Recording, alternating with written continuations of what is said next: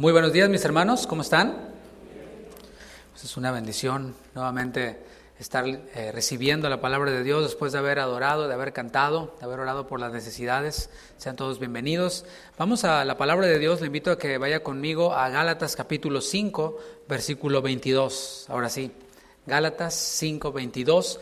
Ese es el tema número 2 de la serie que iniciamos la semana pasada, el fruto del Espíritu. Ahora sí vamos a ir a Gálatas 5:22 y vamos a comenzar uno por uno los items de esta lista, cada uno de los elementos de esta lista que describen el fruto del Espíritu.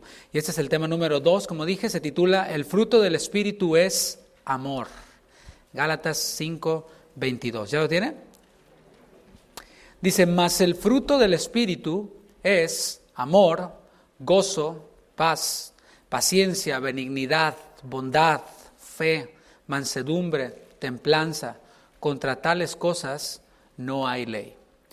Y en esta serie vamos a ver, o estamos viendo ya, una descripción del carácter de Cristo. Pablo lo llamó aquí el fruto del Espíritu. El fruto del Espíritu es una biografía corta del carácter del Señor Jesucristo. Y esta analogía del carácter de Cristo como fruto la recibió el mismo apóstol Pablo del mismo Señor Jesús. Recuerden, estamos viendo los viernes en la serie de la epístola a los Gálatas que el apóstol Pablo no estuvo con los 12 recibiendo toda esa enseñanza que Jesús les dio.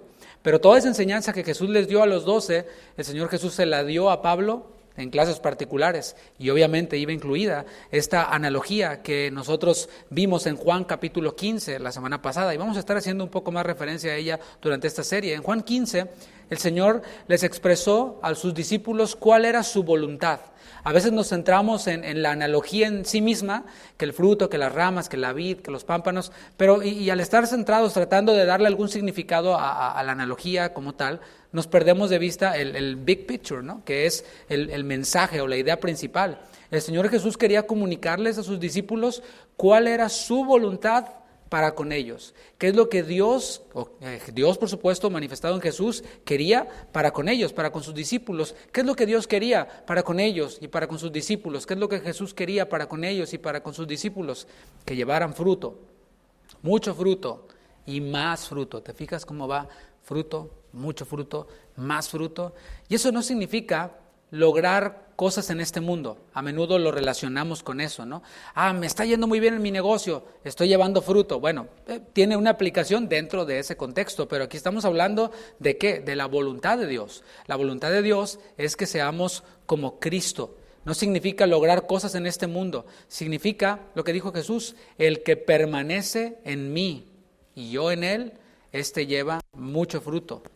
La rama, vimos la semana pasada, la rama en esta analogía, solamente sobrevive cuando está unida al tronco. ¿Por qué? Porque el tronco le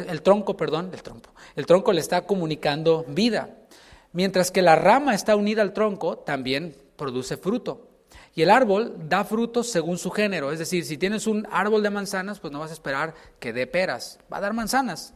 El árbol da frutos según su género. Así que, según Jesús, sus discípulos reproducen, duplican su carácter permaneciendo en él. Y esa es la voluntad de Dios, esa es la voluntad de Jesús y por supuesto efectuada por medio del Espíritu Santo.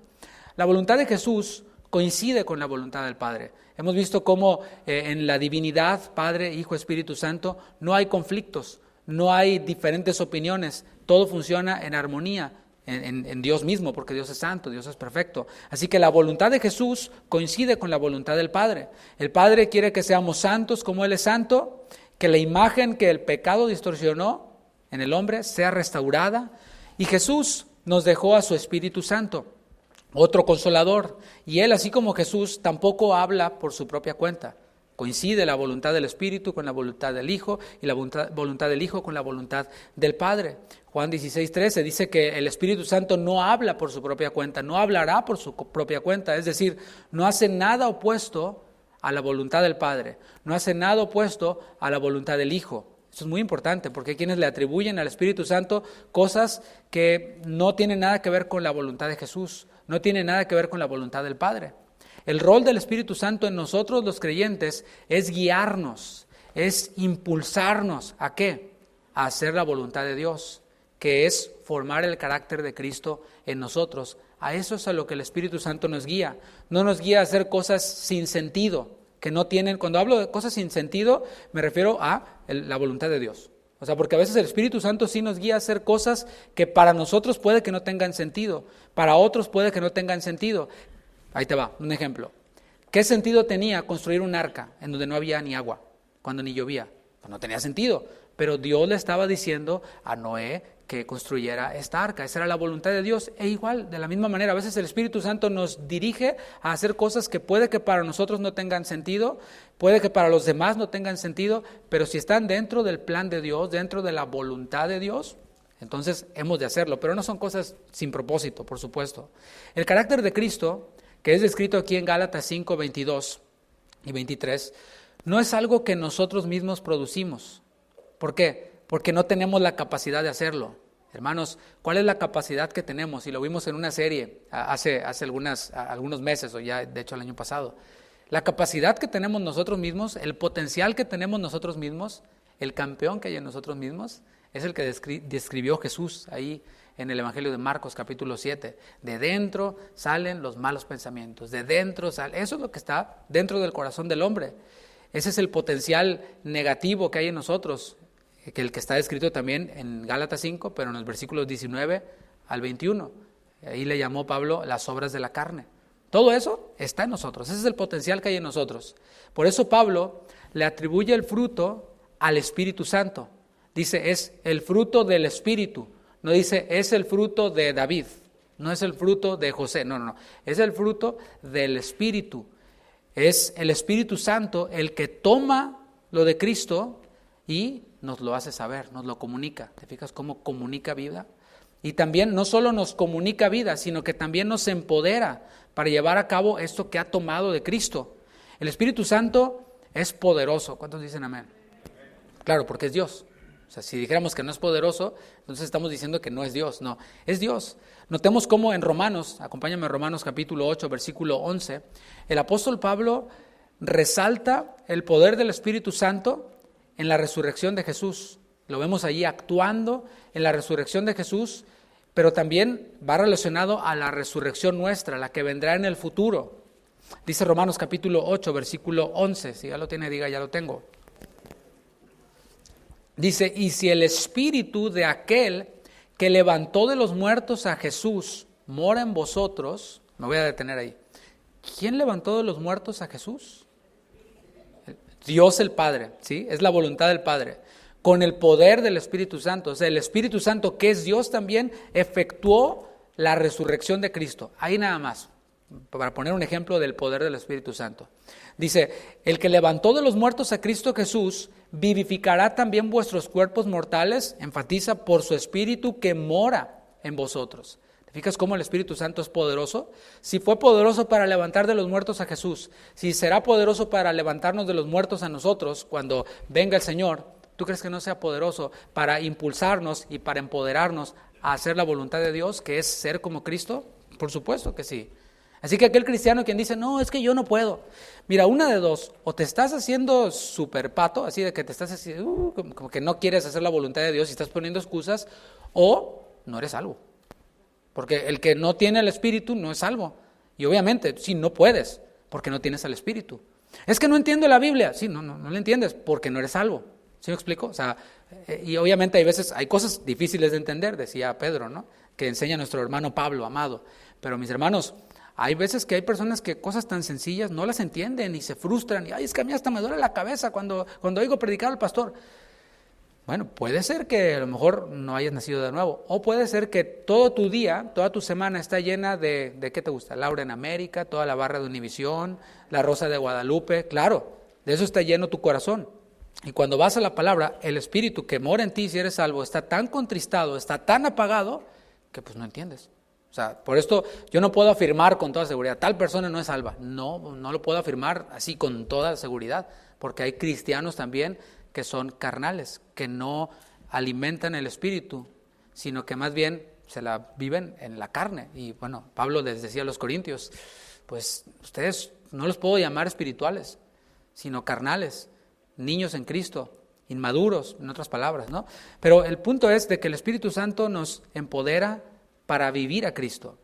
Después de esa introducción, un repaso que hemos visto hasta ahora, vamos a ver el primer elemento del carácter de Cristo. Dice la primera parte de Gálatas 5:22, mas el fruto del Espíritu es amor. Y ahí nos vamos a detener. Al observar este pedacito de texto que estamos viendo, vamos a notar que hay un artículo al principio. Dice más. Esto nos indica un contraste.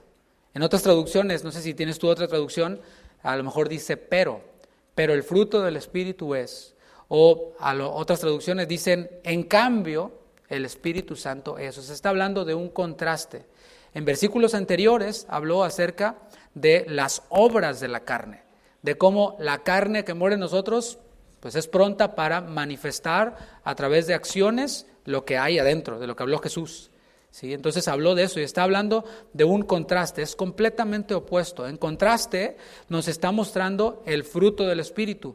Son completamente opuestos entre sí. Obras de la carne, fruto del Espíritu, son completamente opuestos. Todo lo que vamos a ver en esta lista, esto también forma parte de la introducción, todo lo que vamos a ver en esta lista debe de ser visto completamente opuesto a como lo ve el mundo.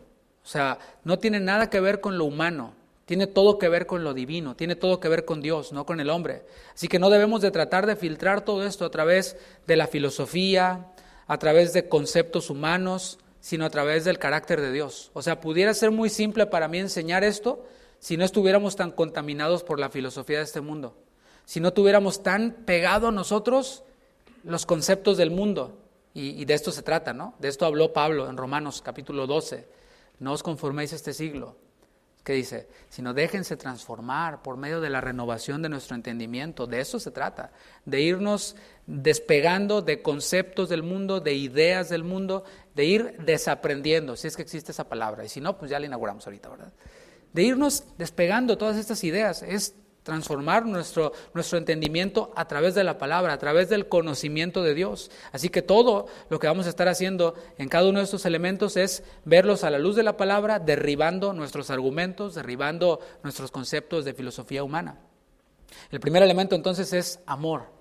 Fíjate cómo aquí lo aplica completamente, ¿no? Cuando hablamos de amor, vienen a nuestra mente un montón de cosas. Y bueno, acaba de pasar el día de San Valentín, ¿verdad? ¿Cómo les fue, varones? ¿Cómo les fue, mujeres? ¿Sí? ¿Les dieron un buen regalo? ¿Sí? ¿Les dieron un buen regalo?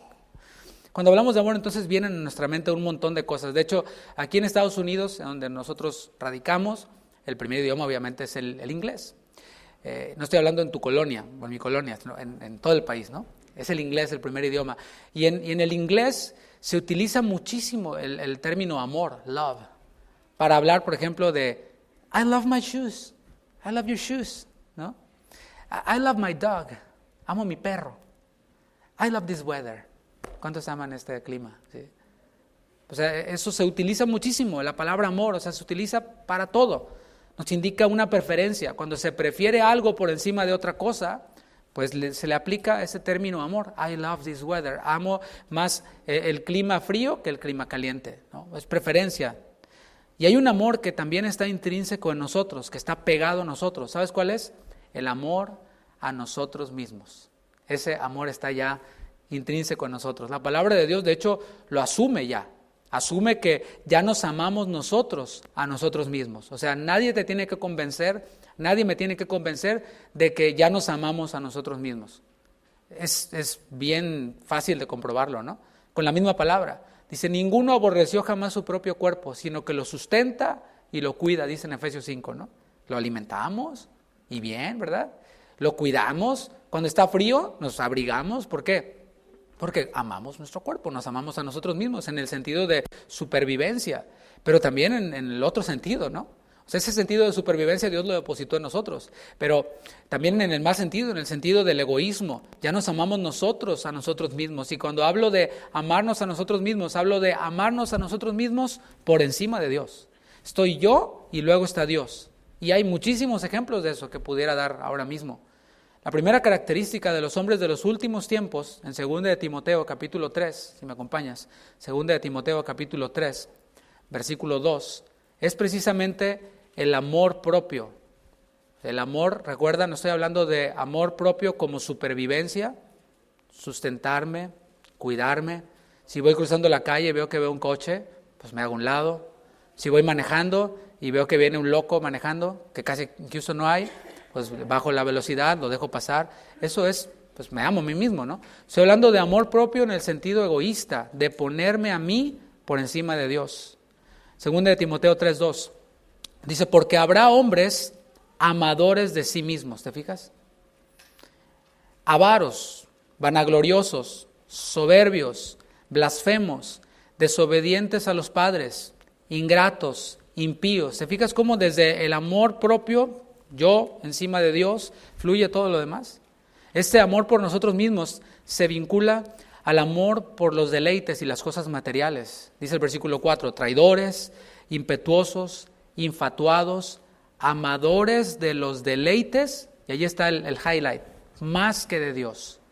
O sea, no está diciendo que rechacemos los deleites, porque hay muchos deleites que como seres humanos disfrutamos y que son completamente legítimos y que son completamente aceptables. Cuando pruebas un platillo delicioso, el Señor por eso puso en nosotros papilas gustativas, porque qué delicioso, ¿no? Y si te dio COVID, sabes la tortura que es comerle al caldo de res y que no sepa nada, ¿no? Es una tortura. Dios depositó ahí en nosotros estas glándulas que nos ayudan a gustar y nos deleitamos en la comida, nos deleitamos también en la relación matrimonial, obviamente dentro del matrimonio, y hay muchas otras cosas en las que nosotros nos deleitamos y es legítimo, pero aquí está hablando de amar los deleites más que a Dios. Un ejemplo del amor por uno mismo y por los deleites es el materialismo, o como le llamó Pablo cuando le escribió a Timoteo en su primera carta, el amor al dinero. En primera de Juan 2:15, Juan habla acerca de los deseos de la carne, los deseos de los ojos y la vanagloria de la vida. Fíjate cómo armoniza lo que dijo Juan con lo que dijo Pablo. Todo armoniza perfectamente porque lo recibieron todos de Jesús. De forma automática, también relacionamos el amor con los sentimientos. Hablé primero de el amor que está intrínseco en nosotros, el amor que obviamente contaminado por el pecado, amor propio nos lleva al pecado, nos lleva a la avaricia, nos lleva a los deseos de la carne, de los ojos y de vanagloria de la vida. Pero ahora déjame hablar un poquito acerca de los sentimientos, amor relacionado con los sentimientos. De hecho, hay varias palabras que se traducen como amor y que describen también estos sentimientos. La palabra amor también se tradujo de otras palabras diferentes en el griego. Está la palabra filia en griego, que se traduce en muchas ocasiones como amor. Y esta palabra filia es lo que sentimos nosotros por nuestros amigos. Un amor filial es cuando te sientes bien alrededor de un grupo de personas. Y dices, qué buena onda es Panchito, no, me cae súper bien. Sientes un amor filial. Hay otra palabra en el original que se traduce como amor y es la palabra storge. Y esto es más profundo que lo que sentimos por nuestros amigos. Es lo que sentimos por nuestra familia, por nuestros padres, por nuestros hermanos. De manera natural, sentimos diferente, un afecto diferente, quiero decir, por nuestros hermanos en la sangre que por el vecino, que te cae bien. O que puede ser incluso tu mejor amigo, pero tu hermano siempre va a ser tu hermano. Tu hermana siempre va a ser tu hermana. Ese que te tomaba los zapatos sin que te pidieras permiso, ese que te robaba las camisetas, ¿dónde quedó esto? Pues ya tu hermano ya lo trae. Bueno, ese le toleras todo porque es tu hermano. Bueno, pues yo tengo una hermana, ¿no? Y es más chica que yo. Bueno, nos toleramos. A ella le tocaba más tolerarme a mí que a mí a ella, porque siempre fue un angelito ella.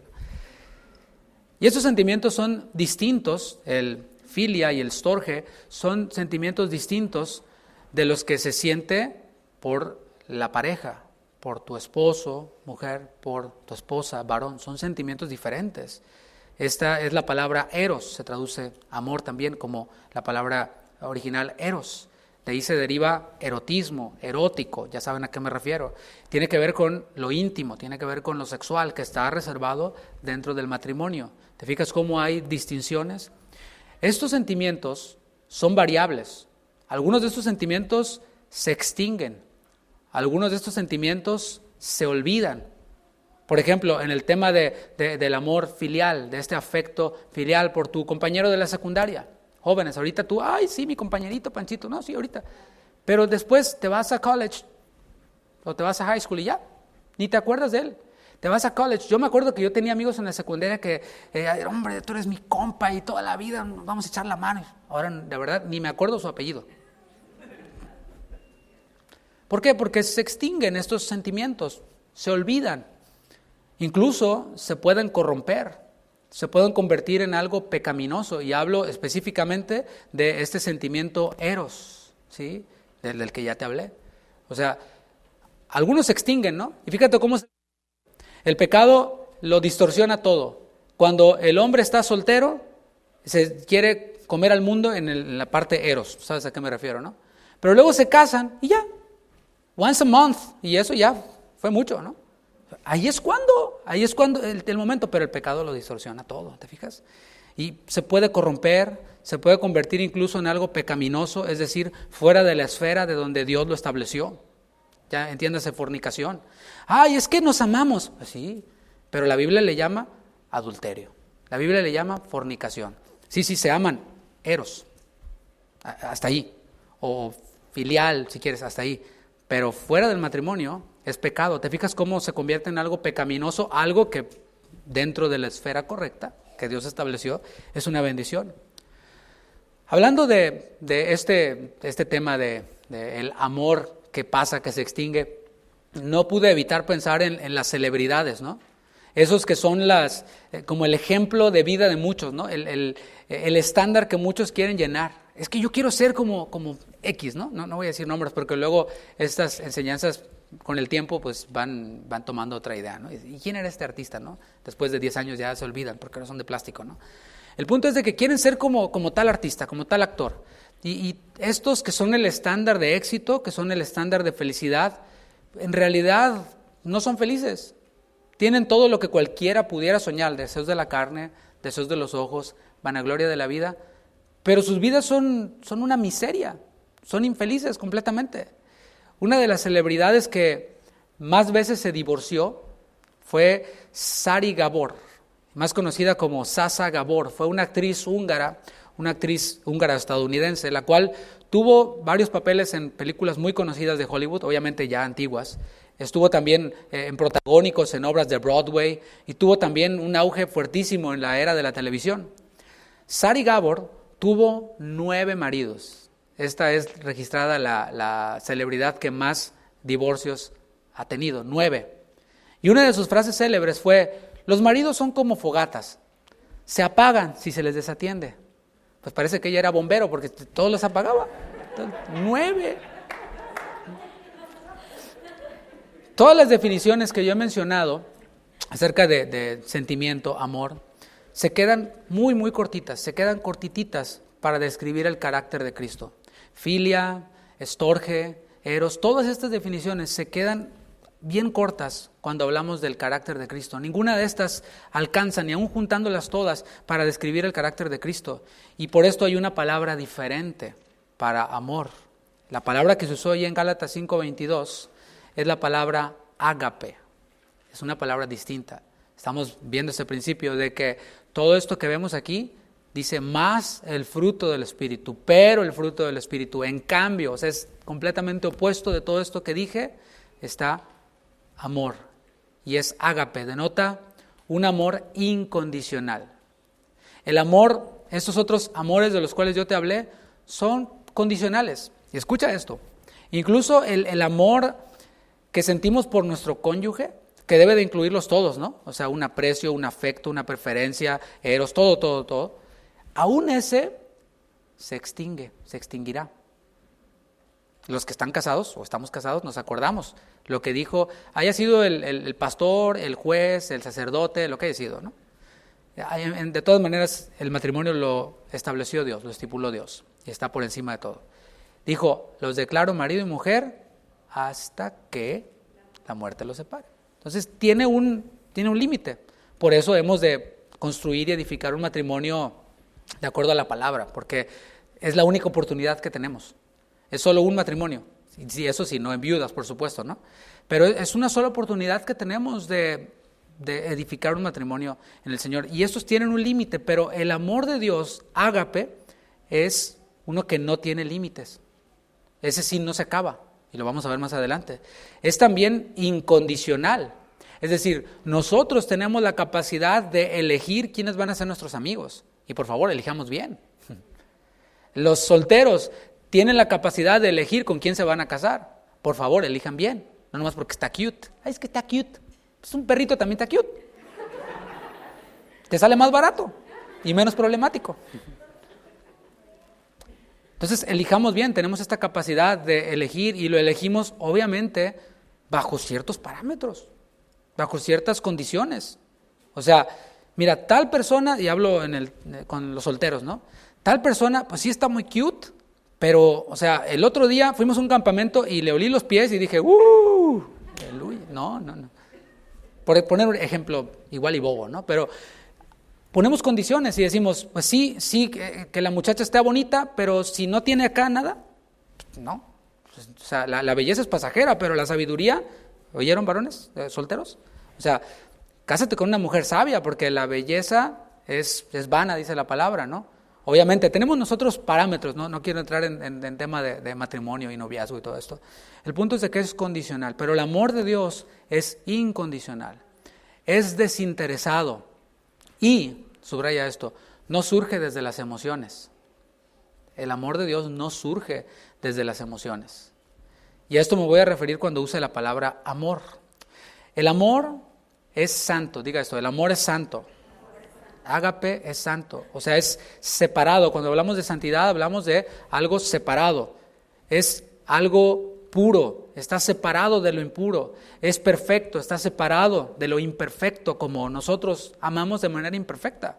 Todas estas definiciones que di son imperfectas, pueden fallar, tienen su margen de error. Y en la palabra de Dios podemos ver que amor es de hecho una de las virtudes que describen a Dios. Primera de Juan 4:8 dice, el que no ama, no ha conocido a Dios. Escucha esto, porque Dios es amor. O sea, amor define a Dios. Y hemos afirmado esa verdad esencial de que Jesús es Dios. Lo hemos afirmado y lo seguiremos afirmando. Esa es verdad no negociable. Si alguien dice, Jesús no era Dios, era como un superhombre, no le recibáis ni le digáis bienvenido a casa. No es tu hermano. Por más que parezca hermano y se vea más hermano que tú, pues no es. Jesús es Dios, por tanto, Jesús es amor también. Si Dios es amor, Jesús es amor. Juan 1:18 dice, a Dios nadie le vio jamás. El unigénito Hijo que está en el seno del Padre, fíjate qué ternura, que está en el regazo del Padre, Él le ha dado a conocer. Jesús dio a conocer al Padre, Jesús manifestó el amor. Dios se manifestó a nosotros a través de Jesucristo, es lo que dice Juan 3:16, te lo sabes de memoria, ¿verdad? Porque de tal manera amó Dios al mundo que dio o que ha dado a su Hijo unigénito para que todo aquel que en Él cree no se pierda, mas tenga vida eterna. Entonces, el Señor manifestó su amor a nosotros a través de Jesucristo y podemos ver la perfección de Dios en la manifestación de su persona. O sea, la manifestación de la persona de Dios coincide con su voluntad. Ahorita lo voy a explicar un poquito más. Decíamos que amor es algo desinteresado. Amor es algo incondicional, ágape. El Señor, ¿cómo nos amó? ¿Cómo es el amor de Dios? Nosotros no merecíamos ser amados por Dios. Dice la palabra que todos nos descarriamos como ovejas, toda la raza humana. Y Dios nos amó, o sea, no merecíamos ser amados. ¿Y cómo demostró su amor? Dando a su Hijo. ¿Para qué? Para que todo aquel que en Él cree no se pierda, mas tenga vida eterna. Eso coincide con la voluntad de Dios. La voluntad de Dios es que todos procedan al arrepentimiento. La voluntad de Dios es que ninguno perezca. ¿Te fijas cómo coincide con su voluntad? Dios es perfecto, Dios no se contradice. Por esto aquellos quienes enseñan, por ejemplo, es que Dios predestinó a unos para la condenación, están transgrediendo la voluntad de Dios con esa filosofía. Es que así lo enseñó, no sé en dónde, qué instituto bíblico, no sé qué reformador. Felicidades por ellos, pero la palabra dice claramente cuál es su voluntad. Y la voluntad de Dios es que ninguno perezca, sino que todos procedan al arrepentimiento. Ahora, ¿todos se arrepienten? No. ¿Y de quién es la responsabilidad? Del hombre. Y por eso Dios va a juzgar en el día del juicio final a cada uno conforme a sus obras. Si Dios predestinara a algunos para la condenación, en el día del juicio Dios va a juzgar a Dios. Ni siquiera suena lógico, ¿no? Pero eso es lo que hacemos cuando nos dejamos ir por lo que dicen los predicadores ahí, que salen en los memes, que luego algunos comparten. Ay, como dijo fulanito, y un meme ahí. Sí, pero fulanito enseña eso que yo acabo de decir. Entonces, cuidado, ¿no? El Señor amó a quienes no merecían ser amados, dando a su Hijo para que no se pierdan. Romanos 5:8 dice, mas Dios muestra su amor para con nosotros en que siendo aún pecadores, Cristo murió por nosotros. O sea, el Señor nos esperó a que nos portáramos bien. Ay, voy a esperarme a que se porte bien para entonces, ya ahí la lleva. Entonces ya, ahora sí, como nosotros hacemos, ¿no? Condicionamos el amor. Cuando tal persona cambie, entonces sí. Cuando tal persona sea como yo quiero, entonces sí. Pero Dios no. Él mostró su amor para con nosotros en que siendo todavía aún pecadores, Cristo murió por nosotros. Y durante su ministerio terrenal, el Señor Jesús mostró el amor a quienes lo rodeaban. Es decir, Él mismo era la manifestación del amor, su obra en la cruz es la más grande manifestación del amor en acciones, pero mientras que Él estuvo aquí, manifestó el amor a quienes lo rodeaban. Por ejemplo, se acercó a quienes nadie se acercaba. Por ejemplo, a los leprosos, a los enfermos, a los publicanos y a los pecadores, comía con ellos, dice Marcos 2:16. Intercedió por los pobres, intercedió por las viudas, intercedió por los huérfanos, por la gente vulnerable, por los que nadie quería. Habló con una mujer samaritana, ¿te acuerdas ahí en Juan 4? Nadie hacía eso. Por eso la mujer samaritana iba a sacar agua del pozo en la hora en donde casi nadie iba, para evitar molestias a los demás, ¿no? El Señor Jesús también tomó en los brazos a los niños para bendecirlos. Los discípulos, no, sáquense niños piojosos, ¿no? Todos los mocos ahí, niños, quítese. Pero Jesús no, los cargaba en sus brazos y los bendecía, tocaba, los ponía sus manos sobre ellos y los bendecía. Por cierto, ¿tú haces eso con tus hijos? Sería bueno, ¿no? El Señor también mostró su amor enseñando. O sea, no es que solamente, ay, qué bonito, besitos a todos. No. Mostró su amor también enseñando. Por ejemplo, vemos en los evangelios cómo el Señor vio a las multitudes y tuvo compasión por ellos. Es una cara del amor, ¿no? La compasión. Sintió compasión por ellos porque los vio como ovejas que no tenían pastor. Si tú eres una oveja sin pastor, eres digno de toda, pues, la conmiseración de Dios, toda la compasión de Dios. Así que es bueno. Entonces, ¿qué hizo el Señor? Después de que tuvo compasión de ellos, les enseñó. Y así es como el Señor también mostró el amor. Otro ejemplo es cuando el joven rico se acerca a Jesús doblando una rodilla y le dice, Señor, ¿qué debo hacer? O sea, ya la tengo toda hecha, ya nomás échame tu bendición, ¿no? Y dice la palabra que el Señor, en vez de darle una bofetada, dice, párate de ahí, ridículo, ¿no? En vez de decirle eso. ¿Qué fue lo que hizo? Dice, mirándole, le amó. Y fíjate cómo le demostró su amor. Le dijo, ¿sabes los mandamientos? Sí, todos los he guardado desde mi juventud. Ok, te falta uno. Vende todo lo que tienes y dalo a los pobres. Así le demostró su amor el Señor Jesús, enseñándole su condición, enseñándole su corazón, enseñándole que su corazón estaba en las riquezas y no en Dios. ¿Hacía cosas? Sí, y bien, pero él amaba más los placeres, amaba más las cosas materiales que a Dios mismo. Por eso él, responsabilidad humana, se fue, triste. Y el Señor Jesús lo obligó, lo arrastró, la gracia irresistible, véngase, ¿no? El Señor Jesús mostró su amor enseñando a sus discípulos. En Juan 13 dice que Él los amó hasta el fin, desde el principio hasta el fin. Y oye, ya los conocimos un poquito más, pues no eran muy amables que digamos, ¿no? A veces tenían cada reacción, decían cada cosa que dices tú. Yo a veces leo los evangelios, ¿no? Y los veo y digo, híjole, si era como para darle 2, 3 zapes, ¿no? Pero no tenían el Espíritu Santo. Fueron otros cuando el Espíritu Santo vino a ellos, ¿no? Cuando vino a morar en ellos. Pero el Señor aún así los amó hasta el fin. Pasó tiempo con ellos, enseñándolos, animándolos, pero también corrigiéndolos. Y sin duda, la muestra más grande de su amor por los hombres fue cuando Él dio su vida para salvar lo que se había perdido, y en el Edén. Juan 15:13 dice, nadie tiene mayor amor que este, que uno ponga su vida por sus amigos. O sea, el amor de compas tiene un límite también, ¿no? ¿Darías tu vida por tu amigo? la verdad, yo no creo. O sea, y así en una situación en la que cuál de los dos, yo no sé.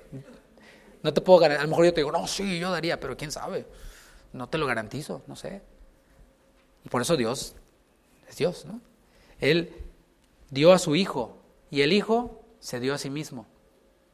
En la descripción del fruto del Espíritu aparece el amor encabezando la lista. Dice, más el fruto del Espíritu es amor. Es el primero en la lista. Y esto es algo recurrente en la Biblia. Es decir, la Biblia le da preeminencia al amor. O sea, no es algo exclusivo de Juan, por ejemplo, a quien se le conoce tradicionalmente como el apóstol del amor. ¿Sí? Amor, entonces está hablando Juan. Cuando leemos un versículo, oímos un versículo y no tenemos la cita y habla de amor, debe ser el apóstol Juan, porque es el apóstol del amor. Sí, es algo que él enseñó mucho y enfatizó mucho. Pero también Pedro le dio preeminencia al amor. En Primera de Pedro, capítulo 4, versículo 8, podemos ver cómo Pedro le da preeminencia al amor. Dice, y ante todo, ¿te fijas el énfasis? O sea, hay otras cosas, pero ante todo, tened entre vosotros ferviente amor. O sea, le pone acento a la cosa, ¿no? Que sea algo que está en ebullición, algo hirviendo. Ferviente amor, porque el amor cubrirá multitud de pecados. Y no es hablando de encubrir, ¿sí? O sea, tapar, sino es cubrir. Ejemplo, cuando tu esposa comete un error, no la andas exponiendo delante de todos. No, sí, estás bien. Hermanos, eso demuestra una falla en el carácter, ¿no? Porque Cristo no hacía eso. Amor es, sí, hay una falla, pero el amor cubre multitud de pecados. Yo cubro el pecado de mi esposa para enseñarle, mira, no seas así, mi amor, es así, así, así. En vez de aventarla ahí, ¿no? Y lo mismo con las esposas, con los esposos, ¿no? Hay veces que oigo a esposas que todo lo que hablan son los errores de los esposos, y los esposos todos colorados así, ¿no? No. El amor cubre o cubrirá multitud de pecados. Y Pablo también le dio preeminencia al amor. En 1 Corintios, capítulo 13, después de hablar de los dones del Espíritu, ahí vemos cómo Pablo también le da la preeminencia al amor, le dedica todo el capítulo. De hecho, vamos a ver ahorita, ahí más en 1 Corintios 13. Dice, y ahora permanecen la fe, la esperanza y el amor. Estos tres, pero el mayor de ellos es, ¿cuál? El amor. Entonces, fíjate, Juan le da preeminencia al amor, Pedro le da preeminencia al amor, Pablo le da preeminencia al amor. Y hablando de Pablo, cuando enseñó acerca de los dones del Espíritu, hizo énfasis en que la base de los dones es el amor. Y de aquí me estoy agarrando yo para ver esta serie. La serie no tiene que ver en el contexto de los Gálatas, eso lo estamos viendo los viernes y nos ayuda muchísimo a alimentar esto, ¿no? Pero la base de esta serie tiene que ver con los dones del Espíritu que veremos más adelante. Y Pablo habló de que la base de los dones es el amor. Si estás entendiendo bien hasta ahora en la serie, te darás cuenta que el fruto del Espíritu es ¿qué? El carácter de Cristo. Dios es amor, Jesús es amor. La base de los dones es el amor, el carácter de Cristo manifestado en amor. Y allí en 1 Corintios 13 dio una descripción más detallada de lo que encabeza la lista del fruto del Espíritu, y es el amor. Dice 1 Corintios capítulo 13, versículo 4, ya que estabas ahí en el 13, versículo 4. Aquí Pablo está mostrando un camino más excelente. Habló de los dones, pero ahora dice, les voy a mostrar un camino más excelente que los dones. Es decir, las lenguas, la profecía, todo esto Pablo dijo, no impidan hablar en lenguas, pero sobre todo que se profetice. Él enseñó acerca de los dones del Espíritu, los cuales siguen vigentes. Si no, pues ¿para qué tenemos ahí todos estos capítulos, no? Entonces, pero dijo Pablo, hay un camino más excelente que este. No hemos de desechar más bien hemos de poner los dones, en este camino. Se llama amor. Dice el versículo 4, el amor es sufrido. Ahí me detengo, brevemente, Nos comunica la idea de soportar. O sea, en el original es ponerse bajo. Sufrido es igual a ponerse bajo. O sea, es soportar, ponerte abajo para soportar algo. Es estar dispuesto a recibir el daño en lugar de otro. Eso es el amor, según esta descripción de amor. Y un ejemplo es, por ejemplo, cuando hay un incendio, cuando pues los bomberos se exponen para rescatar al otro. Hace poco mi familia y yo vimos un documental del 11 de septiembre y vimos cuántas personas perdieron sus vidas. Hay hasta películas muy buenas de lo que ocurrió allí en el 11 de septiembre en Nueva York, en el World Trade Center. Y vemos cómo personas subían, ya no podían bajar, subían para rescatar a personas, ya no iban a poder bajar, pero trataban de ayudar, trataban de dar su vida por otros. Bueno, eso fue lo que hizo Jesús. Él recibió el castigo que nosotros merecíamos. Continúa y dice que el amor es benigno. Se traduce también como servicial. Amor es ser servicial. Es buscar el beneficio del otro en lugar del mío. ¿Te fijas cómo eso aplica y lo podemos poner en práctica desde la familia? Es preferir el beneficio del otro en lugar del propio. La familia cuando sale a comer, ¿a dónde vamos a comer? Y es un problema, ¿sí o no? Pero amor es, ¿sabes qué? Cedo mi preferencia y le damos preferencia a ti, a la otra persona. Eso es amor. Obviamente tiene muchísimas más maneras de ejemplificarse, pero el mayor es Jesús mismo. Jesús se humilló haciéndose como uno de nosotros. No se aferró a sí mismo. Ahí podemos ver. Y estando en la condición de hombre, se humilló hasta lo sumo. Pero fíjate, también mientras que estuvo en su ministerio terrenal, lavó los pies de los discípulos. En aquel aposento alto donde no había un siervo que lavara los pies, el Señor Jesús prefirió a los demás que a Él mismo y empezó a lavar los pies de cada uno. Y Pedro, a mí nunca me lavaron los pies, ¿cómo crees? Sí, pues pero no los lavas tú, bro, o sea, pues alguien los tiene que hacer, ¿no? El amor no tiene envidia. Envidia es, fíjate bien, voy a tratar de profundizar un poquito en pocas palabras, lo que es envidia, porque a veces se entiende mal, ¿no? Envidia es desear lo que otro tiene. Eso es, digamos que superficialmente el concepto de envidia, desear lo que otro quiere. Pero fíjate, si no lo puedo conseguir, lo que el otro tiene, deseo que el otro lo pierda. Hasta allá llega la envidia, fíjate. O es mío o no es de nadie. Hasta allá llega la envidia. Y ni siquiera cabe en nuestra mente a Jesús teniendo esta actitud, ¿no? Teniendo envidia por otros. ¿Por qué? Pues porque Él no necesita nada.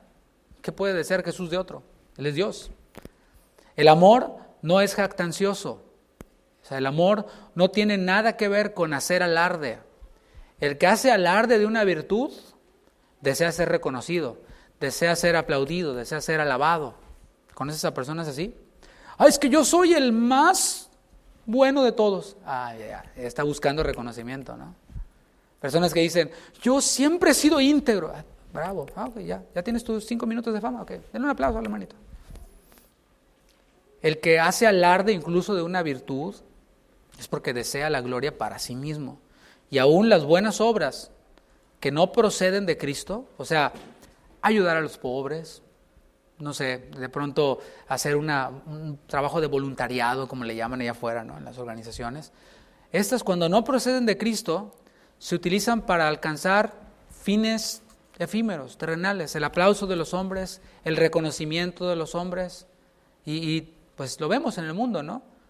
Me voy a tomar la foto para que vean cómo ayudé a la viejita a cruzar la calle, cómo di esta comida para los pobres, y por favor pongan mi nombre allí, que aparezca ahí. Lo vemos en el mundo, ¿no? ¿Es algo bueno? Sí, pero busca la jactancia, busca el aplauso de los hombres. El amor, dice Pablo, no se envanece. Envanecerse en el original comunica la idea de algo hinchado. ¿Cómo se pone la madera cuando está hinchada? Pues ya no sirve. Bueno, es la idea que nos comunica. Y el hinchazón es lo que genera la jactancia. Ese que busca el aplauso y el reconocimiento de las personas, incluso a través de buenas obras loables y aplaudibles, pero que lo busca para eso, esa persona cuando recibe el aplauso, ¿qué pasa? Se hincha. Y no se percibe a Jesús siendo arrogante, ¿verdad que no? El que tiene todo el derecho de serlo, ¿no? De hablar de sus propias virtudes. En Juan 8:50, la Nueva Traducción Viviente, dice, y aunque no tengo ninguna intención de glorificarme a mí mismo, Dios va a glorificarme y Él es el verdadero juez. O sea, las intenciones de Jesús no era glorificarse a sí mismo. ¿Por qué? Porque Él ya es glorioso. Porque Él ya es completo, Él ya es Dios. Las intenciones de Jesús, ¿cuáles eran? Hacer la voluntad del Padre. ¿Te fijas? Versículo 5. El amor no hace nada indebido. Y esa palabra indebido se entiende también como algo indecoroso, así se traduce también, algo indecoroso. Esto es algo opuesto a lo que el mundo presenta como amor. O sea, el mundo presenta el amor a lo mejor con un paquete bonito, pero ya cuando lo analizas bien, es indecoroso. A la fornicación le llama amor. Las películas, las novelas presentan, ya nos cauterizamos al ver la fornicación como amor. Ya como que se nos hace normal. Y fíjate cómo la moral se va corriendo y cada vez va siendo más aceptable. A la fornicación se le llama amor. Al adulterio se le llama amor. No, pues es que es re mala la esposa, mira, parece bruja, pero ay, mira ella. Sí, ay, qué bonito, qué amor. Pero fíjate cómo la moral se va corriendo. Incluso a la homosexualidad también se le llama amor. Love is love. Fíjate cómo el mundo le llama amor a lo indecoroso, pero la Biblia dice, versículo 5 de 1 Corintios 13, el amor no hace nada indebido. ¿Indebido según quién? Según Dios, según la palabra. Porque tú dices love is love, pero yo digo God is love. Dios es amor. Tú dices amor es amor, o sea, ahí entre perros y animales, hombre con hombre, mujer con mujer, okay. Pero Dios es amor y Dios es santo y Dios no tiene nada que ver con eso. Y en su palabra Él dice que los que se echan con varón no heredarán el reino de Dios. Hace unos días pasábamos por un barrio y había una iglesia cristiana, entre comillas, y afuera con la banderota, ¿no? Usted sabe los colores. Y pues mis hijos preguntaban, ¿no? Les llamó la atención, por supuesto. O sea, ¿esa es una iglesia? Y tienen, sí. Bueno, le digo, esa es la iglesia de los que no heredarán el reino de Dios. Porque dice la palabra, ¿no? Que los afeminados, ni los que se echan con varón, heredarán el reino de Dios. Entonces, bueno, pues le llaman iglesia, se reúnen, a lo mejor cantan himnos, a lo mejor predican algunos versículos de la Biblia, cuando llegan ahí se los saltan, etcétera, o los tuercen, pero la palabra sigue diciendo que eso es indebido, que eso es pecaminoso, que eso es indecoroso. El amor no busca lo suyo, y claramente se refiere aquí al egoísmo. En el mundo, fíjate bien, el amor es autosatisfacción. En el mundo, amor es autosatisfacción. Revisa las canciones que hablan de amor, las canciones románticas, ¿no? Y muchas dicen, te amo porque me haces feliz. O dan a entender esta idea, ¿no? De muchas maneras y en muchas melodías, ritmos, etc. Te amo porque me haces feliz, a mí. ¿Te fijas cómo? Te amo porque yo. ¿Quién es el centro de ese amor? Yo. Cuando no me hagas feliz, ya no. Te amo. Y si no estás conmigo, me muero. Yo. Y Jesús, mis hermanos, no se dio a sí mismo para ser mejor o para sentirse mejor. Recalco esto, Él ya era Dios y ya es Dios. Nosotros somos los necesitados. Necesitamos de su amor, necesitamos de Él. Y vemos cómo en el mundo es esto, ¿no? Es yo busco un interés. Y ya cuando la persona no me hace feliz, ¿no has oído eso? No es que se divorciaron, ¿por qué? No, porque es que ya no me hacía feliz. Ay, qué bueno, comadre. Ustedes tienen derecho de ser feliz. ¿Sabes de qué tienes derecho? ¿Según la palabra? No, ahí búscale. Es que luego dicen, ay, pastor, usted es muy duro. No. El amor no se irrita. Y se refiere aquí a enojarse a tal grado de perder el control. Eso es lo que nos comunica esta palabra, irritarse. Todos nos enojamos. Y pues, algunos pues se enojan más que otros, ¿no? Pero al final es algo que está en nosotros. El enojo es algo que está en nosotros porque acuérdate que llevamos el carácter de Dios o la imagen de Dios, quiero decir, en nosotros. Y Dios se enoja. Dios está airado con el pecador todos los días, dice la palabra, ¿no? Habla de que Dios también manifiesta ira, pero es una ira santa. La ira del hombre es una ira pecaminosa y que lleva al hombre ¿hasta dónde? Hasta perder el control. Es decir, puedes ir manejando, se te atraviesa un tipo y la reacción cuál es, ¡ay!, ¿no? Te enojas, pero ya, hasta ahí. Ya si le sigues y le empiezas ahora te le cierras tú y le sacas el claxon y luego le sacas las 9 milímetros, pues Si no, fíjate cómo está en la ciudad, ¿no? Santiago escribió que en la ira del hombre no obra la justicia de Dios. Es lo que dice Santiago 1:20. En la ira de Dios es santa. Pero la ira del hombre, en ella no obra la justicia de Dios. Por eso está la ira y nosotros con el dominio propio, a través del Espíritu Santo, apagamos la ira. Y hasta el hombre más manso sobre la tierra, ¿te acuerdas de Moisés?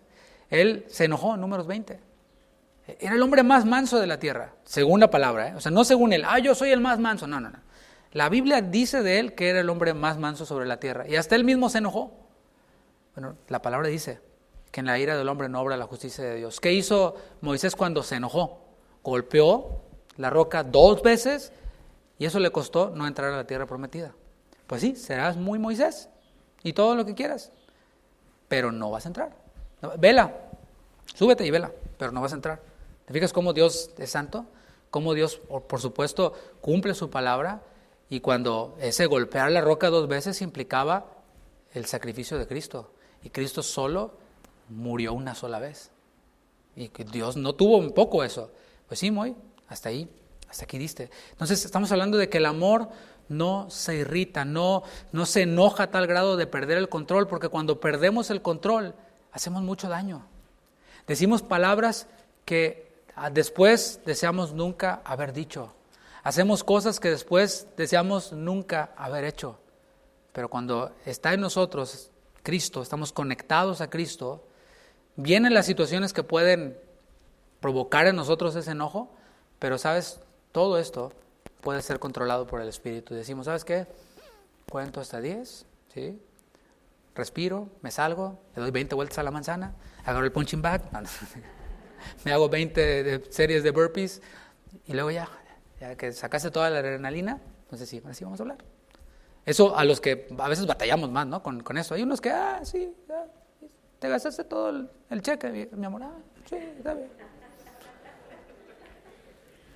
Bueno, cada uno tenemos ahí la parte que nos toca, ¿no? El amor no guarda rencor. Y aquí se refiere a llevar un récord de las ofensas recibidas, porque ahí te va ahora. A lo mejor tú dijiste, no, yo no soy de los que estallan y se enojan. Ok, no. Pero ¿no serás entonces de los que todo lo llevan ahí guardadito, calladito, pero la vas anotando? Todas las llevas anotadas. Esta semana hubo un devocional que envié a todos los que tengo sus contactos, y hablaba, no sé si te acuerdas, de una ilustración, una anécdota, una reflexión de 2 amigos que salieron a un viaje. Y esos 2 amigos iban en este viaje, y en el viaje, pues, oye, estás en un campamento, ¿no? Estás, qué sé yo, y las cosas no están en el nivel óptimo, ¿no? Y a veces hay crisis y los ánimos suben. Entonces se pelearon, uno le da una bofetada al otro, ¿no? Y bueno, yo no tengo amigos de esos, espero no tenerlos, gracias. Pero le da una bofetada, ¿no? Entonces el amigo que recibió la bofetada escribe en la arena, el día de hoy mi amigo me golpeó, una cachetada.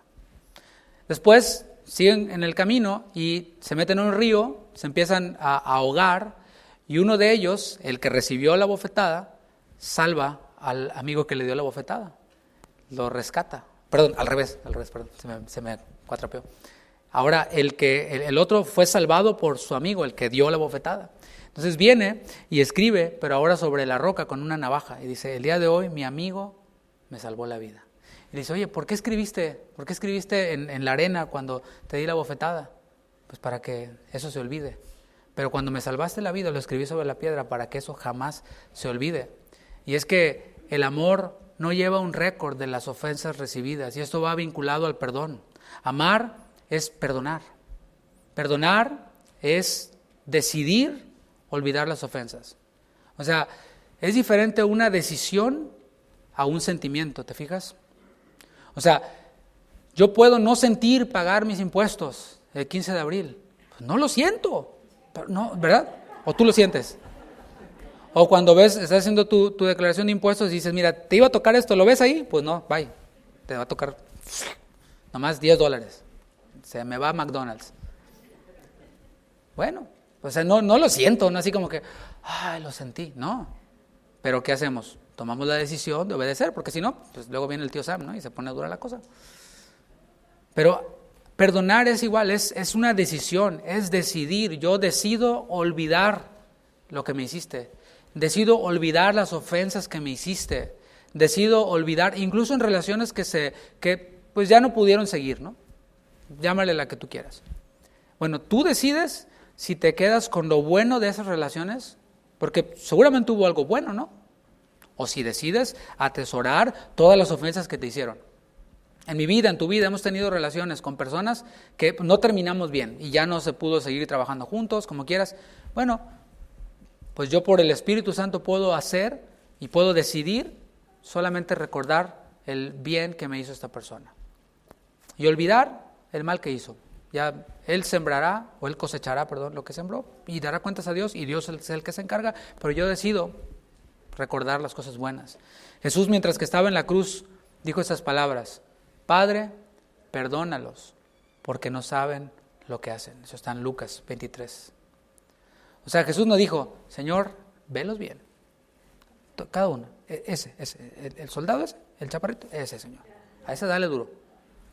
El otro, ese, no. Señor, dijo: Padre, perdónalos porque no saben lo que hacen. Versículo 6, no se goza de la injusticia, en cambio se goza de la verdad. Y todo lo que hizo Jesús fue de acuerdo a la voluntad justa de Dios. Él no vino a condenar al mundo, porque eso hubiera sido injusto. Es decir, no hubiera coincidido con la voluntad de Dios, por eso no vino para condenar al mundo.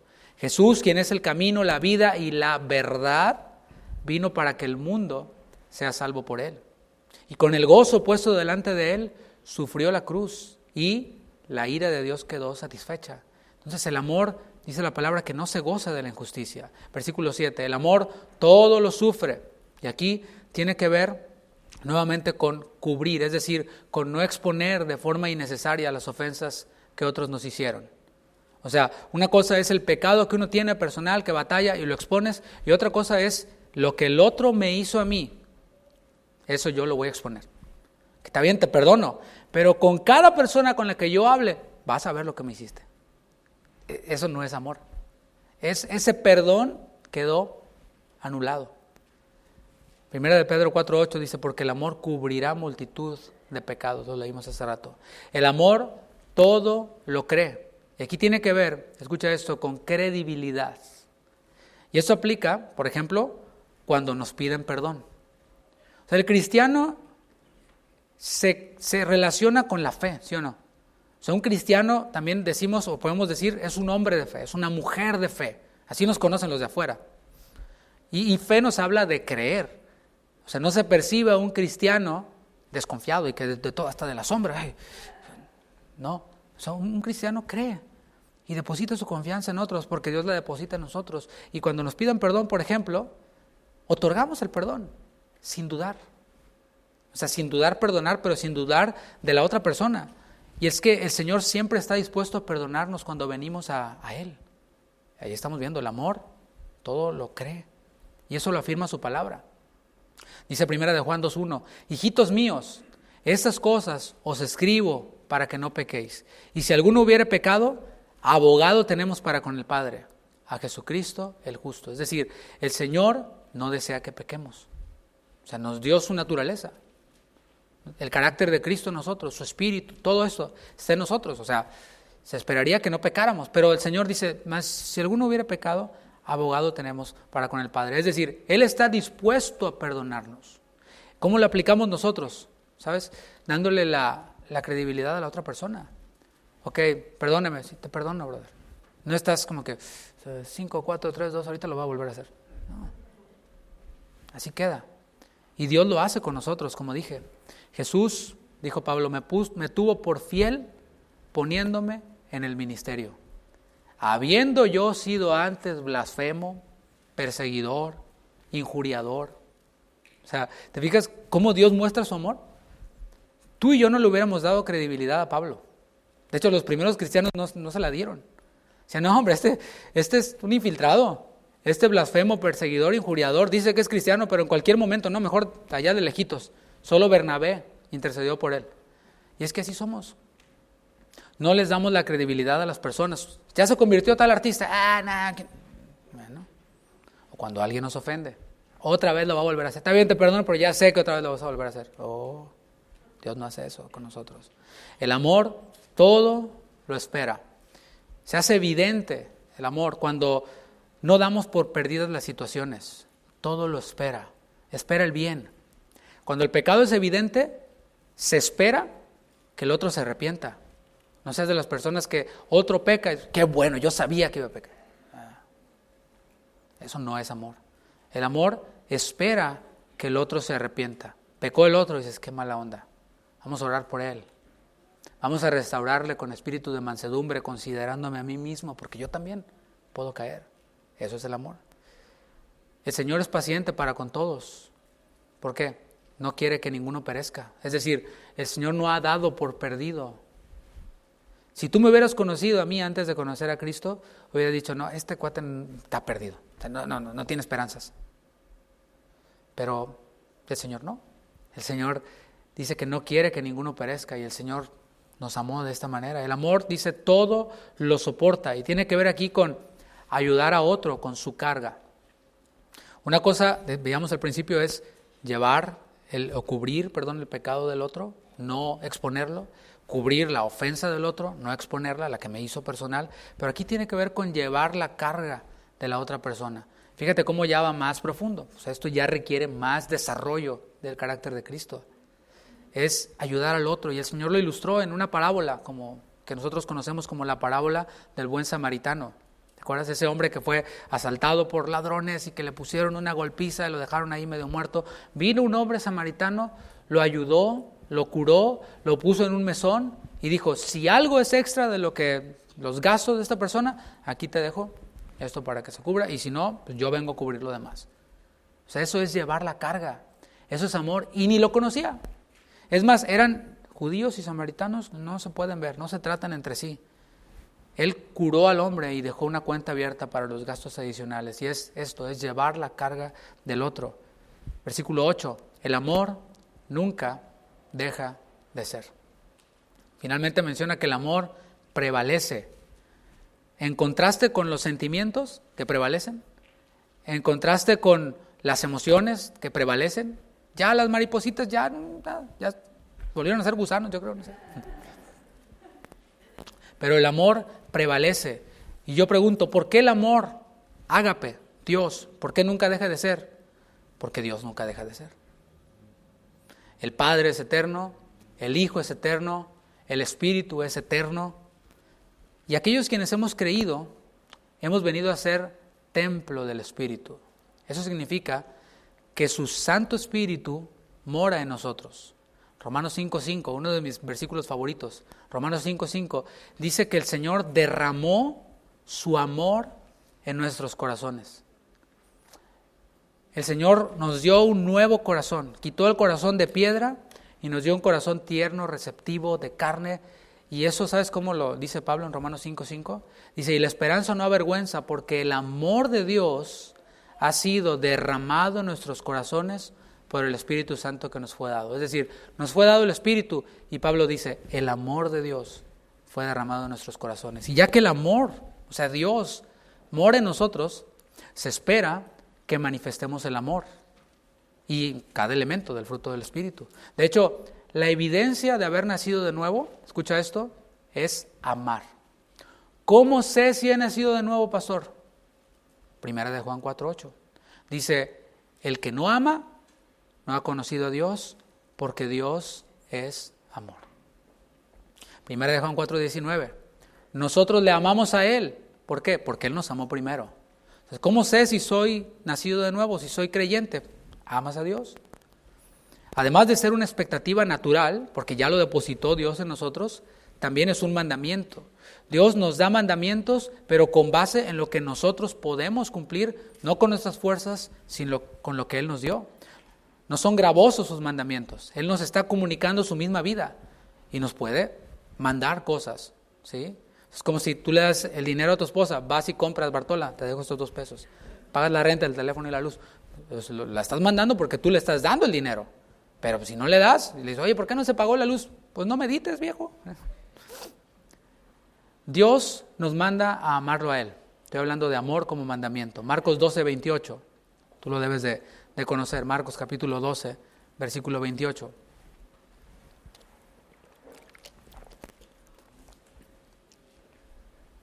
Acercándose uno de los escribas que los había oído disputar y sabía que les había respondido bien, le preguntó a Jesús: ¿cuál es el primer mandamiento de todos? Jesús le respondió: el primer mandamiento de todos es: oye Israel, el Señor nuestro Dios, el Señor uno es. Ahí va el mandamiento.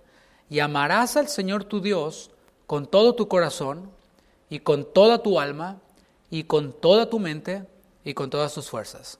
Ese es el principal mandamiento. Cuando dice amarás al Señor tu Dios con todo tu corazón, habla del centro de la existencia del hombre, desde lo más profundo de tu ser, desde donde piensas, desde donde razonas, desde donde nace la fe, desde ahí, desde el núcleo de la vida intelectual, del núcleo de la voluntad. Ese es el corazón, es el ser interno, el sistema operativo, por decirlo así, ¿no? Amarás al Señor con toda tu alma, y aquí ya involucra la parte emocional. O sea, nuestro amor por Dios también involucra nuestras emociones, pero la fuente de las emociones es aquello desde donde nosotros percibimos, el corazón, y la fuente de los deseos se orienta en el amor a Dios. Dice, amarás al Señor tu Dios con toda tu mente. ¿Por qué? Porque las emociones se gobiernan con la mente. No podemos dejarnos llevar así nada más por nuestras emociones. No, nuestra mente y nuestro corazón nos ayudan a poder controlarlas, a poder gobernarlas. El amor a Dios es inteligente, o sea, es decir, tiene una base en la palabra. Pero también dice, amarás al Señor tu Dios con todas tus fuerzas. No solo se trata de algo sentimental o algo intelectual, es algo que tiene que ver con las acciones. De tal manera amó Dios que dio al mundo. Y acciones radicales, no a medias. No, pues sí, más o menos. Amo a Dios, pues sí, más o menos, usted sabe. Oye, ¿amas a Dios? Sí. Pues no se nota mucho. Bueno, ahí la llevo, le voy echando ganas. Bueno, eso es no hacerlo en Cristo. Y Dios también, continúa en versículo 31, el Señor también nos manda a amar a nuestro prójimo, porque ya depositó su amor en nosotros. Desde el amor a Dios fluye este segundo mandamiento, dice, y el segundo es semejante. Amarás a tu prójimo, ahí está, fíjate cómo asume que ya nos amamos a nosotros mismos, como a ti mismo, así. No hay otro mandamiento mayor que estos. ¿Quién es mi prójimo? Vas a preguntar tú. El prójimo, primeramente, son aquellos a quienes tenemos cerca. Ahí demostramos el amor. En la iglesia, por ejemplo, nuestros hermanos en la fe. Ahí en Juan 13:34 Jesús dijo, un mandamiento nuevo os doy, que os améis unos a otros, ¿cómo? Como yo os he amado, que también os améis unos a otros. Pero fíjate esto, versículo 35, en esto conocerán todos que sois mis discípulos, si tuviereis amor los unos con los otros. ¿Cómo sé que he nacido de nuevo? Porque amo a Dios, amo a mi prójimo, los que tengo cerca. ¿Cómo conoceré o cómo sabrán otros que yo conozco a Dios? Bueno, en el amor que yo tengo por mis hermanos, por los discípulos. Implica entonces a cualquiera semejante a nosotros. Ahora pregunta, ¿mi enemigo, o sea, el que se constituyó mi enemigo, es mi prójimo? Pues si es de la raza humana, sí. Y la palabra nos manda en Mateo 5:44 que amemos a nuestros enemigos, porque son nuestro prójimo.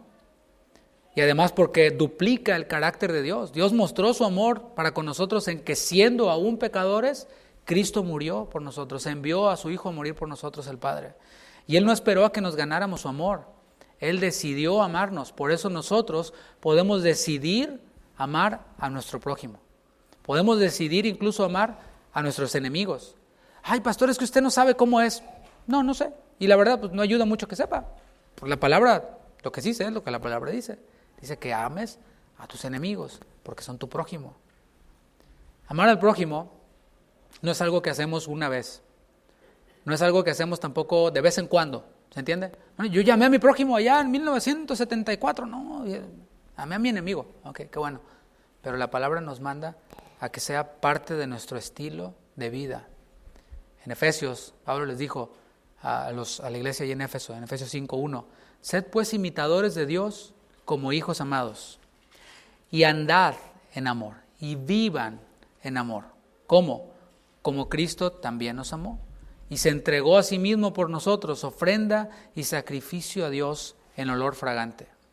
Colosenses 3:14 dice, y sobre todas las cosas, vestidos de amor, que es el vínculo perfecto. ¿Te fijas cómo el amor es lo que lleva preeminencia en nosotros? Porque es manifestar a Dios.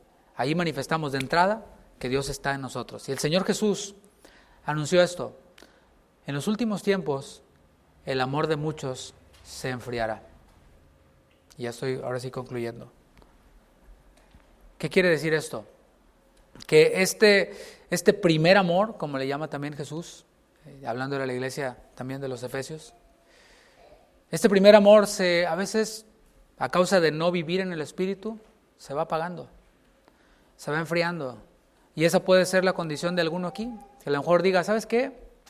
Pues yo no estoy ahí, ni estoy amando a Dios con todo mi corazón, mi alma, mi mente, mis fuerzas, mucho menos a mi prójimo, pero sí me estoy amando más a mí mismo, pero sí estoy prefiriéndome más a mí mismo, pero sí estoy, etcétera, etcétera, ¿no? Dándole prioridad a los deleites, a las cosas pasajeras, que a Dios y a mi prójimo. Bueno, mis hermanos, si ese es tu caso y no estás viviendo en amor, el mismo llamado que el Señor Jesús le dio a la iglesia en Éfeso, puede aplicar para ti. ¿Sabes cuál es? Vuelve a las primeras obras. Es bien simple. Ay, pastor, estoy alejado de Dios, ¿qué hago? Piensan que uno les va a decir, no, mira, dale 7 vueltas aquí a la manzana. Y cuando des la 7ª vuelta, vas a gritar, ¿no? Y entonces sí, ya, tu comunión con Dios va a estar bien. Hermanos, el Señor es práctico. Y le dice a la iglesia en Éfeso, haz las primeras obras otra vez. Perdiste tu primer amor. ¿Cuáles eran las primeras obras? Pues acuérdate cuando recién te convertiste.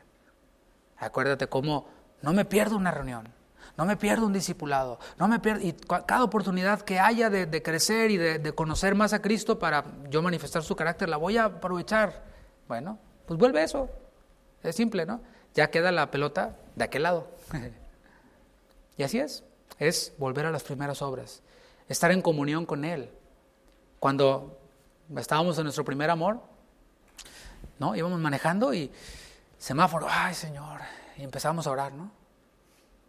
Buscábamos una predicación, buscábamos cualquier oportunidad para estar en contacto con su palabra, en oración con Él, en lo individual. Bueno, hay que volver a eso.